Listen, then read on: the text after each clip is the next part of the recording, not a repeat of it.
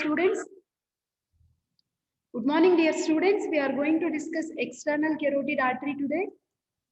So we know, like from the heart, like we have already done with the thorax. So from which chamber we know, like the aorta comes. See, the aorta comes from the left ventricle. So when it starts, we use the word ascending aorta.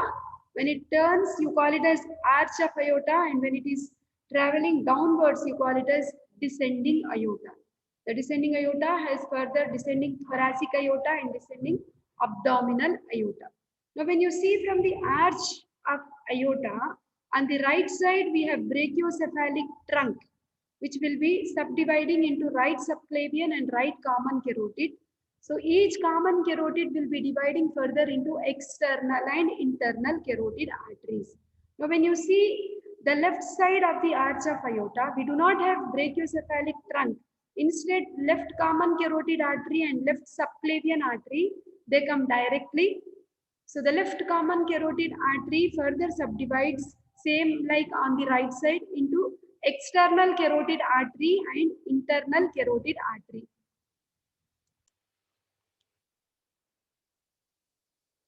So even when we have done the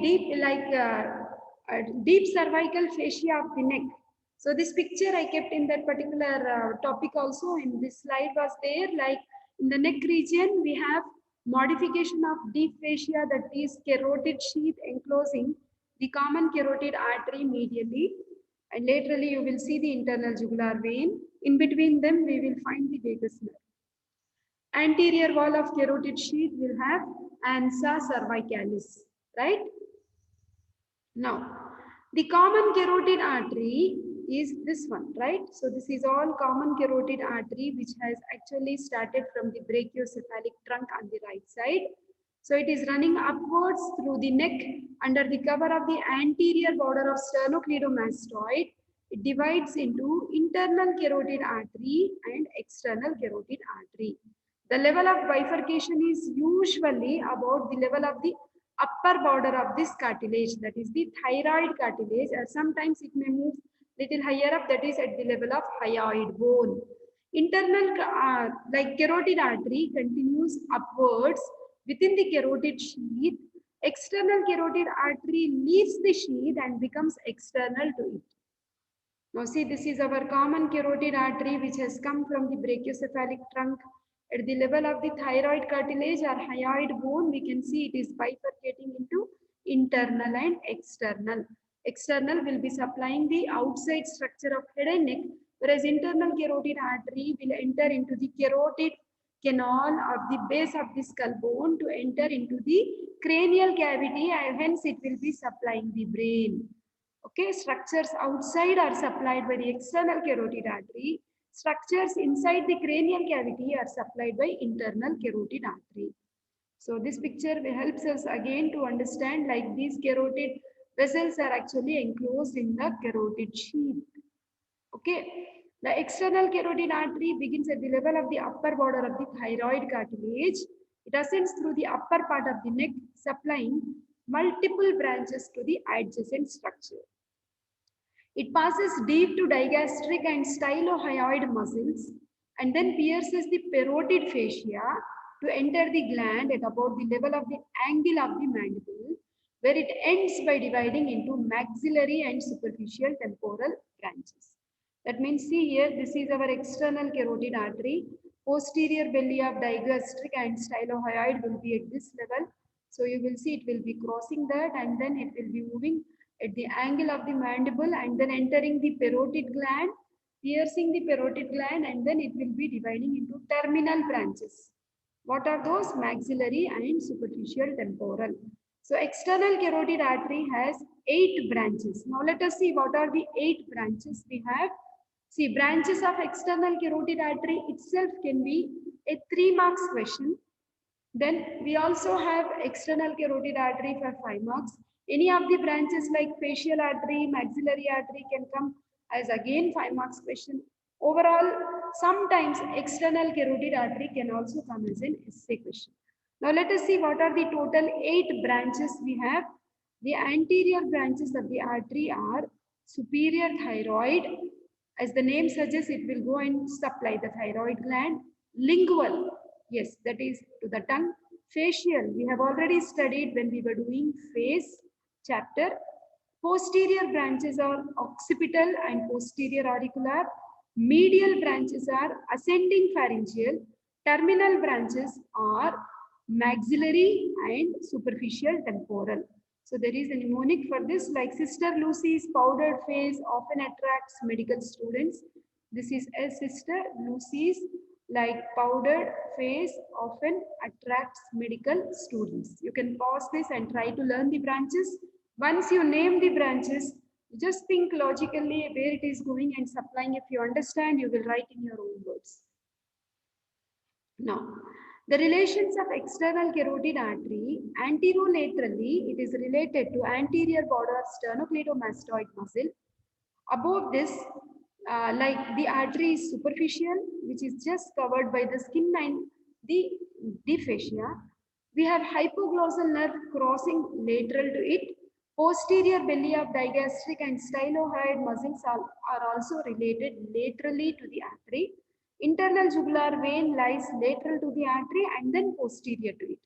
Medially, external carotid artery is related to wall of pharynx, internal carotid artery, stylopharyngeus and glossopharyngeal nerve. So this is our common carotid. Then we have external carotid completely supplying outside. Now let us discuss branches in detail. First thing we have is superior thyroid artery. This artery again we will learn when we do thyroid gland blood supply. Okay, so branch off almost immediately after its bifurcation. That means common carotid, when it is bifurcating, at that point only we have to search while we are doing dissection. That is the superior thyroid artery. It arises from the front of the external carotid artery, just below the level of hyoid bone. This is our hyoid bone. Below the level of hyoid bone, you can see this is the superior thyroid artery. It descends and spreads out to supply anterosuperior aspects of thyroid gland and adjacent muscles. It has small penetrating branches that supply the larynx. It gives off superior laryngeal branch which accompanies the internal laryngeal nerve to the upper part of larynx and adjacent parts of the pharynx. So this is thyroid gland. You can see this is the superior thyroid artery, which is the very first branch of the external carotid artery. It is dividing. See, this is the lobe of thyroid gland. This is isthmus. You will understand more when we do the gland. So this is the apex of the lobe where you are finding the superior thyroid artery is dividing into anterior branch and posterior branch. The anterior branch of right side and the anterior branch of the left side will be anastomosing at the upper border of the isthmus. The posterior branch, you can see it is actually anastomosing with the inferior thyroid artery, which in turn is a branch of subclavian artery from thyrocervical trunk. So now once we are done with superior thyroid artery, then let us do the ascending pharyngeal artery. Pharynx, that means it is going and supplying the pharynx area and it is going up. Hence you use the word ascending pharyngeal artery. Arises at about the same level as superior thyroid artery, hidden on the medial aspect of the external carotid artery. It ascends on the side of the pharynx and supplies the pharynx. At the base of the skull, it gives number of small meningeal branches which enter the cranial cavity through foramen lacerum and also the jugular foramen. So this pharyngeal artery contributes to the blood supply of palatine tonsils as well. So this is our ascending pharyngeal artery, which you can see it has arisen from the medial aspect and it is going on the lateral aspect of the pharynx and supplying the muscles of the pharynx, structures of the pharynx, even the tonsil through foramen lacerum and also the jugular foramen. It is going and supplying the meninges of the skull bone. Okay, meninges inside through the meningeal branches. Now, the other arteries, we have lingual artery. Lingual artery we will also study when we are doing tongue. Okay, so lingual artery, as the name suggests, it supplies the tongue. So lingual and facial artery may arise separately from a short common stem. It leaves the anterior surface of the external carotid artery opposite to the hyoid bone. It runs forwards, making a characteristic upward loop. As you can see here, this is the characteristic upward loop, and then passes deep to the hyoglossus muscle. This muscle we will study when we do tongue, to enter into the floor of the mouth. This is the tongue and this is the floor of the mouth. This artery is going deep to this muscle, that is the hyoglossus. So lingual artery passes deep to the mandible and cross the floor of the mouth to ascend into the tongue. So now see here, lingual artery. So origin arises from the external carotid artery opposite to the tip of the greater cornu of the hyoid bone. It may arise in common trunk with the facial artery, something like this. Okay, then it is actually called as linguofacial trunk. It divides the course of the artery is actually divided into three parts. Okay, so first part, see we have first part with hyoglossus, second part, and the last part, third part. So the first part is seen in carotid triangle, which we have done in anterior triangle of the neck. It extends from the origin of the posterior border of the hyoglossus. It is resting on the middle constrictor. It forms the upward loop which is crossed by hypoglossal nerve. This loop permits the free movements of hyoid bone. So this is our first part. This is the posterior border of hyoglossus muscle. This is the anterior border of hyoglossus. Till the posterior border of hyoglossus, this upward turn, whatever artery you are finding, this is the first part of the lingual artery, and we can see it is crossed by the hypoglossal nerve. Okay, this looping will permit the free movements of hyoid bone. Now coming to the second part. So this second part is actually going deep. That's the reason it is shown in a faded color, in fact. So it is going deep to hyoglossus. It runs horizontally. Okay. Then forwards along the upper border of the hyoid bone. Okay, between the hyoglossus laterally and middle constrictor, stylohyoid ligament medially. Okay, then this is third part. So this is our first part, which is forming an upward loop, lingual artery. The one which is going behind the hyoglossus is the second part. Okay, and the third part is moving upwards. So this is arteria profunda linguae, also called as deep lingual artery. It runs upwards along the anterior border of hyoglossus. We know this is the anterior border. Along the anterior border of hyoglossus, you are finding the third part.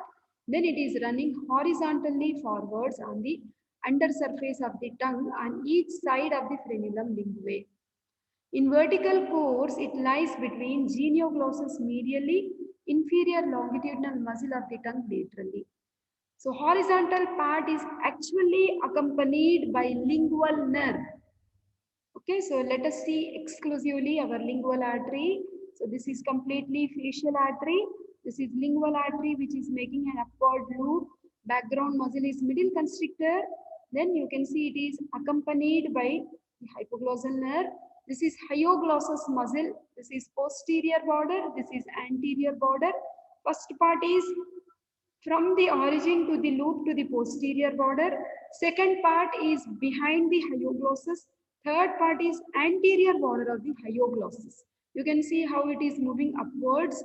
In like when you see tongue, you will come to know what is frenulum linguae. On either side, you will see the deep lingual artery.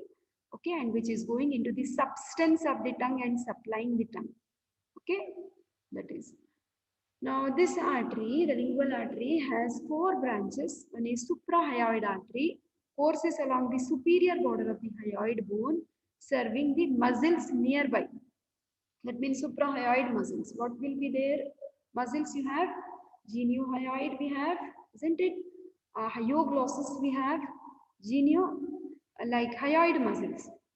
Then anastomosing with the counterpart of the other side. Dorsal lingual artery. See the dorsal lingual artery, you can see here, this one. Okay. So this dorsal lingual artery arises deep to the hyoglossus muscle. It ascends to the posterior dorsum of the tongue to supply the palatoglossal arch, mucous membrane of the tongue, palatine tonsil, and some of the soft palate, freely anastomosing with other arteries nearby, that is in its vicinity. We have sublingual artery. Sublingual, what does it mean? That means below the tongue. Whatever arteries we are finding, we call these branches as sublingual arteries. Arises at the anterior border of hyoglossus muscle to course between genioglossus and mylohyoid muscles on its way to the sublingual gland. This is our sublingual gland. Nearby muscles, the sublingual artery is supplying and then entering into the sublingual gland. This is the anterior border of hyoglossus. Okay, then. So it supplies along with the nearby muscles, supplies the mucous membrane of the floor of the mouth and teeth, gums, gingiva. Then branches of the sublingual artery anastomose with the submental branch of facial artery. Deep lingual artery, which is, let us see the deep lingual artery. This is the terminal, last division, fourth. Terminus of the lingual artery passes along the ventral aspect of the tongue, immediately deep to the mucous membrane, accompanied by lingual nerve. Lingual nerve is one of the branches coming from the mandibular nerve, which is the, that means in turn, which is a branch of trigeminal. It means fifth cranial nerve to its apex, so where it will anastomose with the counterpart of other side. Coming to the applied aspects of lingual artery, in surgical removal of tongue, first part of the artery is ligated, that means it is tied, you are tying the artery before it is giving any branches to the tongue or tonsil. Ligation of lingual artery, incision circling the lower pole of the submandibular gland. Skin, platysma, deep fascia are incised. Then submandibular gland is exposed, lifted, and tendon of digastric becomes visible. Okay. The branches of external carotid artery, facial artery, we have done much in detail when we were doing face, right? So it will be a revision for you. So facial artery arises from the front of the external carotid artery, a short distance above the lingual artery, as you have seen in this picture.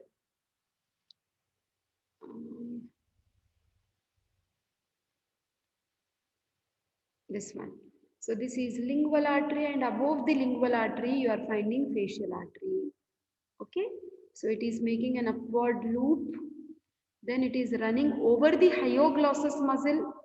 Then it is forming a bend at the angle of the mandible. It is entering into the face. It has lot of tortuous cords, which allows the muscles of face to move freely without kinking the artery, isn't it? So this artery at the angle of the mandible, it is very much accessible for the anesthetist to palpate. Hence, it is also called as anesthetist artery, if you remember me telling you. Okay, so arises from the front of the external carotid. Now we know it just above the lingual artery. It runs upwards in the deep groove on the posterior surface of submandibular gland and deep to the ramus of the mandible, curves over the superior aspect of the gland and then runs downwards and forwards between the lateral surface of the gland and medial surface of the mandible. It hooks around the inferior border of the mandible at the anterior edge of masseter to enter the face.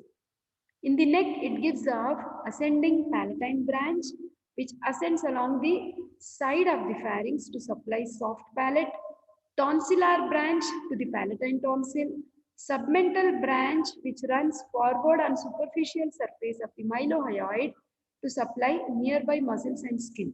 So this is simplified version of the branches of facial artery. Better you go with this slide. So in the neck, during its course in the neck, facial artery gives following branches. What are those? The cervical branches are ascending palatine artery, tonsillar branch, submental artery, glandular branches.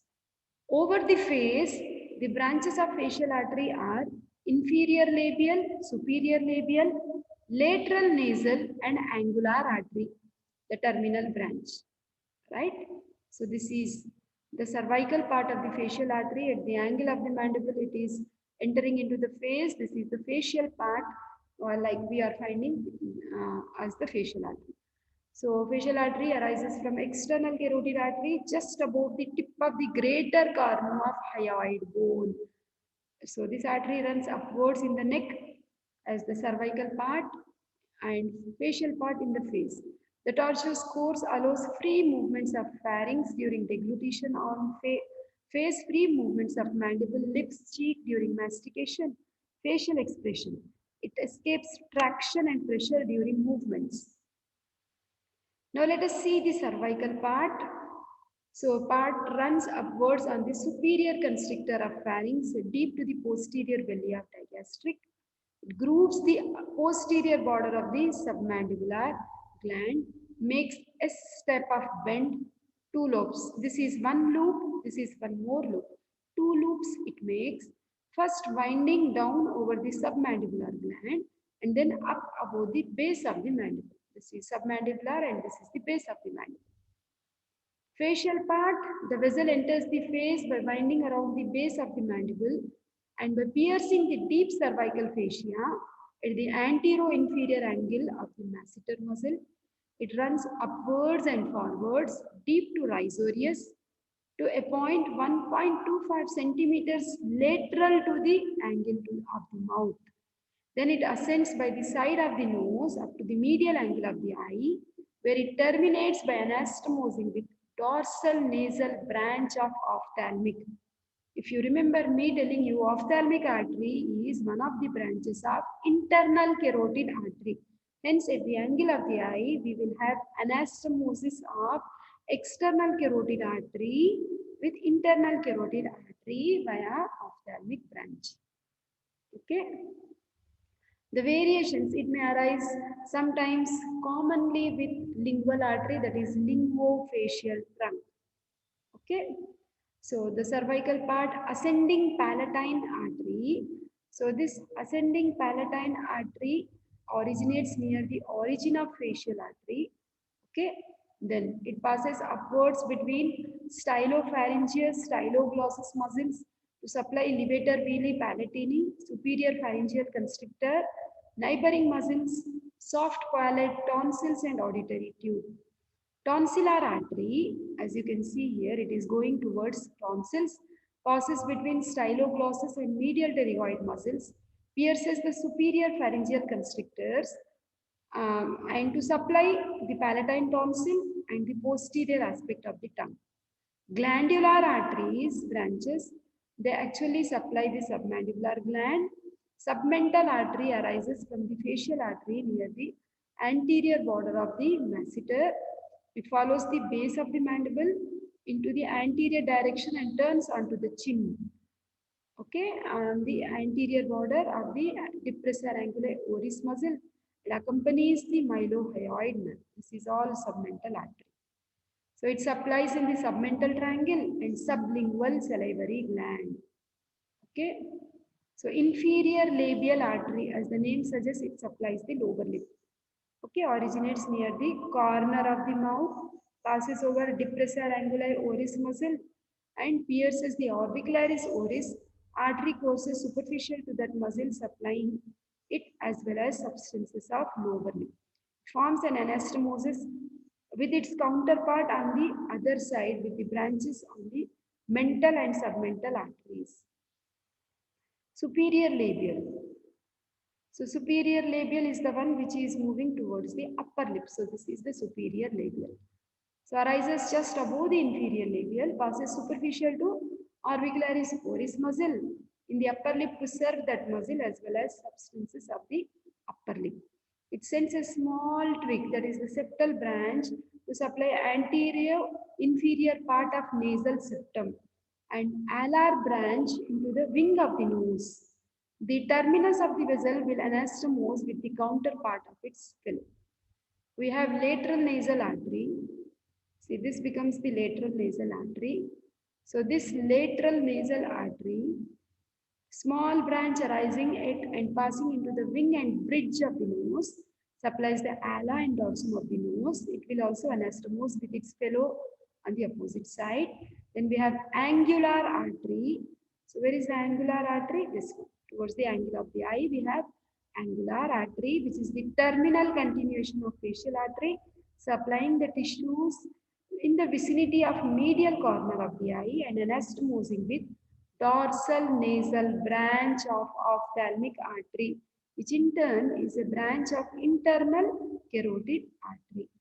So anesthetist arteries, rather than using the radial artery for determining pulse rate, you can see how the anesthetist is placing the finger to check the pulse in the facial artery.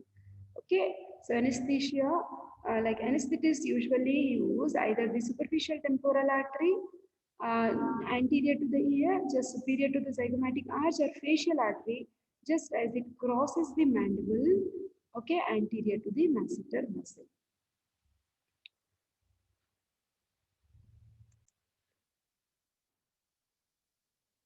The other branches of external carotid artery are occipital artery. So this is the occipital bone, as you can see here.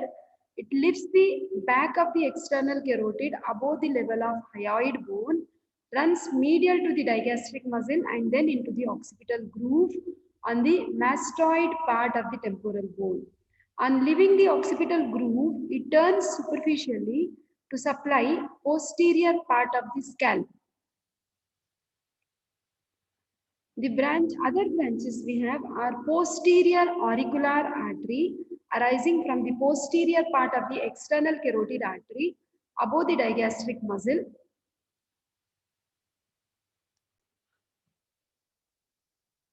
This posterior auricular artery ascends between parotid gland and styloid process, supplies the auricle and scalp behind the ear. At the stylomastoid foramen, it gives stylomastoid branch which runs through the foramen to supply tympanic cavity. Now let us see what are the terminal branches we have. The superficial temporal artery, it begins in the parotid gland, immediately behind the neck of the mandible, runs upwards across the posterior root of the zygomatic process of temporal bone, where it can be palpated in front of the auricle, then divides into anterior and posterior branches. It is crossed by upper branches of facial nerve within the parotid gland, accompanied in the scalp by corresponding veins and auriculotemporal nerve. We know it supplies the scalp. The branches of superficial temporal artery, like before dividing into its terminal branches, it gives several branches like transverse facial artery arises in the parotid gland and runs forwards across the masseter muscle, supplying the gland and its duct and masseter muscle. Branches to external ear, we have zygomatic artery, middle temporal artery. Okay. Now let us see the maxillary artery. See, maxillary artery itself can be a 5 marks question. So before I take you to maxillary artery, let me show you maxillary artery so that you can figure out. See this picture, whatever you are showing. See, this whole thing is external carotid artery and this particular area is maxillary artery. So actually the maxillary artery's course will be divided into 3 parts. Lateral pterygoid muscle, which is one of the muscles of mastication, will serve as a landmark. So let us see the branches of maxillary artery. So first part will have 5 branches: deep auricular, anterior tympanic, middle meningeal, accessory meningeal, and inferior alveolar. You can just remember a code called as DAMAI, DAMAI, to remember easily. Maxillary artery's second part, we have lingual artery, buccal artery, masseteric artery, pterygoid artery, posterior deep temporal artery, and anterior deep temporal artery. Then third part, we have descending palatine artery, artery to pterygoid canal, sphenopalatine artery, infraorbital artery, pharyngeal artery, and posterior superior alveolar artery. So many branches maxillary artery gives. Okay. So this is so many things you are finding. So this is exclusively maxillary artery. It goes in the infratemporal fossa, pterygopalatine fossa, deep to the pterygopalatine fossa, supplying the as structures in the infratemporal fossa, structures in the pterygopalatine fossa, structures of the orbit, nose, whatnot. Extensive supply maxillary artery has got. So it is one of the terminal branches of external carotid artery. It begins in the parotid gland, posterior to the neck of the mandible. It enters the infratemporal fossa by curving forwards deep to the mandibular neck, then crosses the lower head of the lateral pterygoid, usually lying superficially but occasionally deep to the belly, to enter into the pterygopalatine fossa through pterygomaxillary fissure. The branches of first part, you can also use this code MIDA, or I gave you one first code as the MI. Anything is fine, whichever is easy for you. So the first part, 5 branches are deep auricular. Okay, so supplies the lining of external acoustic meatus, anterior tympanic artery, passes through pterygotympanic fissure to supply part of the lining of tympanic cavity. Middle meningeal artery provides principal source of blood to the meninges. It ascends deep to the lateral pterygoid, passes between two roots of auriculotemporal nerve and enters the cranial cavity through foramen spinosum. Actually, middle meningeal artery is important. You can see this is the middle meningeal artery which is going up. So this middle meningeal artery actually enters inside the cranial cavity by passing through foramen spinosum. So when you just name the artery meningeal, that means it supplies the meninges. Okay. Then we have accessory meningeal artery, this one. So it ascends in front of the middle meningeal artery. See, this is middle meningeal and this is accessory meningeal. It is entering into this like cranial cavity, passing through foramen ovale. It gives branches to nearby muscles before entering into foramen ovale. Then we have inferior alveolar. Alveolar means teeth. It supplies the lower jaw, lower teeth, hence inferior. It runs downwards, posterior and in close relationship to the nerve of same name. That means inferior alveolar nerve. Before entering the mandibular foramen, it gives off mylohyoid branch. You can see here, which pierces the sphenomandibular ligament and passes to the superficial aspect of mylohyoid muscle in company with the corresponding nerve. The inferior alveolar artery runs forwards into the mandibular canal to supply the bone of the lower jaw, inferior teeth, and through its mental branch, it also supplies the lower lip. You can see here, this is the inferior alveolar artery. It is entering into the mandibular foramen. It is running in the mandibular canal. It supplies the lower jaw, muscles nearby in vicinity, lower teeth. Then you can see it is also giving one mental branch. Okay.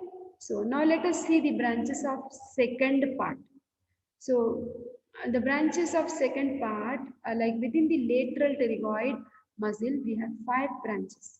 So second part of the artery gives 2 deep temporal arteries. Please remember a simple thing, second part is supplying all muscles of mastication. The muscles of mastication would be like medial pterygoid, lateral pterygoid, masseter, temporalis. All these 4 things are actually supplied by the second part of maxillary artery. So temporal arteries will supply temporalis muscle. Pterygoid branch will supply pterygoid muscles. Masseteric branch supplies the masseter muscle. Okay, the buccal branch supplies the structures of the cheek, which is actually accompanied by buccal nerve. Lingual branch accompanies the lingual nerve. Actually, it supplies the tongue. The branches from third part, like we have, what are the various, actually there is a code which is little odd called as pig pass, P-I-G, pig. Then we have P-A-S, pass, pig pass. I'll go in that order only, pig, P. P is actually standing for posterior superior alveolar artery. I'm giving this mnemonics so that it will be easy for you when you write your final exam. Okay, so Like superior alveolar artery, as the name suggests, it supplies the upper jaw and upper teeth. Infraorbital, that means what? It enters the inferior orbital fissure, gives anterior superior alveolar artery and middle superior alveolar artery. Then G we will go, PIG. Greater palatine artery enters the greater palatine foramen, which we see with hard palate. Okay, then pharyngeal artery, same like ascending pharyngeal artery we have seen as main artery of external carotid. Its course is almost same, supplying the same structure. Okay, A, pig pass, right? PA, artery of pterygoid canal. It runs in the pterygoid canal and supplies the structures in vicinity, pterygoid muscles and all. Then PAS, sphenopalatine artery, terminal branch. It enters into the sphenopalatine foramen. So this is the summary of all the branches what we have. Maxillary artery. Okay. So all branches are also shown here. Okay. So first part we have like the my is the code. Second part I said we have like it is supplying the muscles of mastication, and third part you can just go back and see. An odd code I gave you, that is pig pass. Okay. And this is corresponding to the maxillary artery. We have pterygoid plexus of veins. If you remember, I told you this when we were doing facial veins, scalp. We just talk about the emissory veins. So maxillary vein through the pterygoid plexus of veins, it is connected with cavernous sinus through emissory veins. Okay. So if there is any infection in maxillary vein, so what is happening through emissory vein, the infection can spread to cavernous sinus, leading to cavernous thrombosis. So this is the picture which has been taken from Chaurasia to make the things easier for you. So maybe my explanation has helped you to like make out where exactly these arteries are distributing, and to learn it in an easy way, you can just make use of this table, which is in a nutshell and it is sufficient. Okay, so we have discussed common carotid, we have discussed internal carotid, we have seen external carotid and its various branches. We have seen superior thyroid. Sister Lucy's powdered face often attracts medical students, right?